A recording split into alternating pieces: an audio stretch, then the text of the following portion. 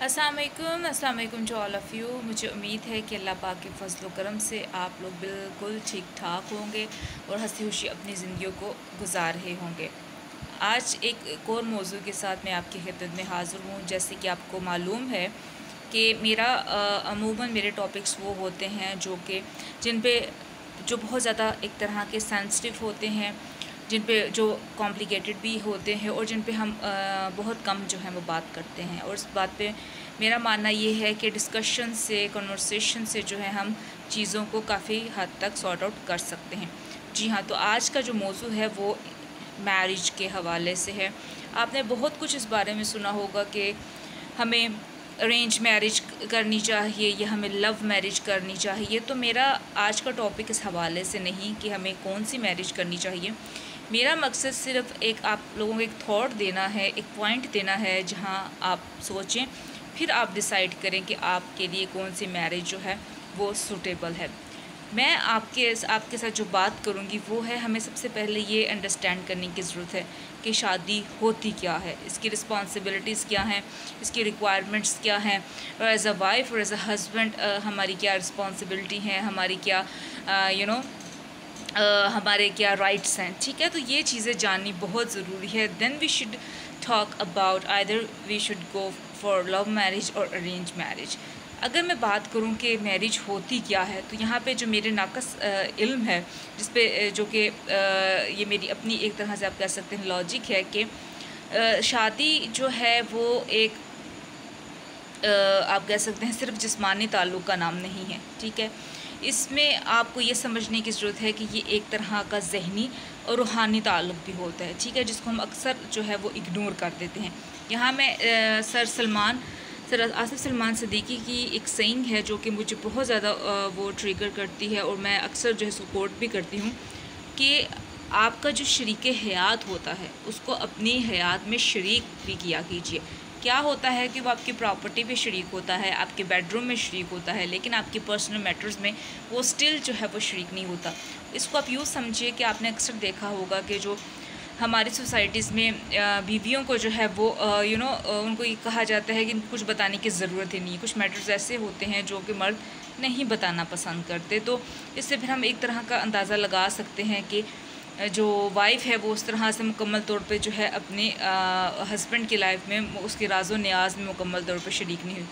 ठीक है, तो ये चीज़ें समझने की यहाँ पे ज़रूरत है। अच्छा, एक और चीज़ जो कि मैं जिस पे बात करना चाहूँगी वो ये है कि आपको जो भी आप शादी कर रहे हैं, चाहे आप अरेंज मैरिज कर रहे हैं, चाहे आप लव मैरिज कर रहे हैं, एक बात आपको याद रखने की ज़रूरत है कि कॉन्फ्लिक्ट्स आपकी ज़िंदगी में आएंगे। ठीक है, और शादी के फ़ौरन बाद तो ज़्यादा आएंगे, क्योंकि दो लोग हैं जो कि एक मुख्तलिफ़ तरह के तबीयतों के मालिक हैं, मुख्तलिफ़ तरह से वो एक तरह के सोचते हैं, चीज़ों को परसीव करते हैं, वो इकट्ठे एक तरह की ज़िंदगी गुजारने जा रहे हैं, तो ऑब्वियसली उनकी लाइफ में कॉन्फ्लिक्ट आएंगे। अच्छा, यहाँ पे एक ये भी चीज़ पाई जाती है कि जो लव मैरिजेस हैं उनके कॉन्फ्लिक्ट्स कम होते हैं। मैं इस चीज़ से कोई इकरार या इनकार नहीं कर रही, लेकिन यहाँ मैं एक चीज़ ज़रूर कहना चाहूँगी कि देखें, जो लव मैरिज होती है, मेरा मानना ये है कि उसमें इमेजिनेशन बहुत ज़्यादा होती है। वो इमेजिनेशन किस लिहाज से कि आप रिलेशनशिप में हैं, ठीक है, चाहे वो 2 साल से है, 4 साल से है, 5 साल से है, 8 साल से, वटेवर, लेकिन आपको ये मानना भी पड़ेगा कि वो आपका एक वर्चुअल रिलेशन होता है। आप अपने बिलव्ड या लवर से क्या होता है, जस्ट फ़ोन कॉल्स या मैसेजेस या वीडियो कॉल्स के थ्रू जो है इन कॉन्टेक्ट होते हैं, कि कभी कभी मिल भी लेना। तो उसमें आप चीज़ों को ज़्यादातर इमेजिन कर रहे होते हैं, आपको उसके बारे में सोचना अच्छा लगता है, उसके बारे में आप सब चीज़ों को अपनी मर्ज़ी के हिसाब से चला रहे होते हैं। लेकिन जब शादी के बाद वो फिज़िकली आपकी लाइफ में एंटर हो जाता है तो फिर चीज़ें आपकी मर्ज़ी के हिसाब से नहीं चलती, फिर अप एंड डाउन होते हैं। ठीक है, और ऑब्वियसली कॉन्फ्लिक्ट्स भी बढ़ते हैं। तो यहाँ ये चीज़ भी समझने की ज़रूरत है कि कॉन्फ्लिक्ट चाहे आप अरेंज कर रहे हैं, चाहे आप लव कर रहे हैं, वो आने हैं तो वो आके ही रहेंगे। ठीक है, एक दूसरी बात जो मैं हाईलाइट करना चाहूँगी वो ये है कि चाहे आप अरेंज मैरिज कर रहे हैं, चाहे आप लव मैरिज कर रहे हैं, जिसको आप अपना लाइफ पार्टनर बना रहे हैं, उसको दिल से कबूल करें। ठीक है, उसकी खूबियों خامیوں جو جس کو بھی کر رہے ہیں اس کو دل سے قبول کر رہے ہیں. آپ کے ذہن میں ذرا سا بھی کھٹکا ہے, ذرا سے بھی ایمبیگوٹی ہے, ذرا سے بھی آپ سیٹسفائی نہیں ہیں, تو پلیز اس تعلق کو کبھی بھی جو ہے وہ آپ اس کو لے کے مت چلیں. کیونکہ کیا ہوتا ہے کہ پھر جب ڈیورنگ دی یور میرج آپ بہت سے اور بھی کانفلکٹس کا شکار ہو جاتے ہیں. کیونکہ جب آپ ایک طرح دلی رضامندی کے طور پہ کسی کو اپناتے ہیں تو کانفلکٹس آئیں گے بھی, تو لیکن آپ اس کو سارٹ آؤٹ کر دیں گے, کیونکہ آپ کو پتہ ہے کہ you have to secure your relationship. لیکن کیا ہے, اگر آپ خود ہی ولنگ نہیں ہوں گے تو آپ ایک طرح کا بہانہ ڈھونڈ رہے ہو کہ اچھا مجھے کوئی بہانہ ملے اور میں اس سے جو ہے وہ چھٹکارا حاصل کروں, یا اس وہ آپ کو پھر وہ ریلیشن نہیں لگے گا, وہ آپ کو ایک بوجھ لگے گا. ٹھیک ہے, تو یہاں یہ چیزیں آپ کو سمجھنے کی ضرورت ہے.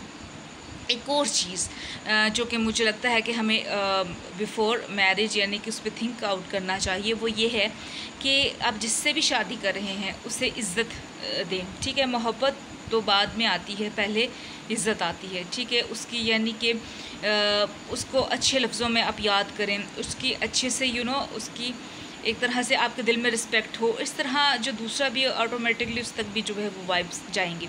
تو یہ میرے کچھ ایک طرح سے آپ کہہ رہے تھے ایک انالیسس تھا, جو کہ مجھے لگا کہ ہمیں اس پہ اس انداز میں جو ہے سوچنا چاہیے, بجائے ہم لو میرج اور ارینج میرج کے چکروں میں پڑے. ہم یہ دیکھیں کہ ہم جو رشتہ باندھنے جا رہے ہیں وہ کتنا یعنی کہ اس پہ ہم کتنے زیادہ اس کے ساتھ سنسیئر ہیں, کتنے یعنی کہ ہم چیزوں اس شادی کے لیے ریڈی ہیں. کیونکہ ہم ہر چیز کے لیے ریڈی ہوتے ہیں, ہم اپنی ایجوکیشن کریئر کے لیے بہت سینسٹیو ہوتے ہیں, تو why we are not ready for this sensitive relationship, جو کہ ہماری زندگی کا ایک بہت بڑا ٹرن پوائنٹ ہوتا ہے. ٹھیک ہے, تو اس کے بارے میں سوچیے گا اور اپنے پیاروں سے بھی شیئر کیجیے گا. بہت شکریہ, آپ میرے ساتھ رہے.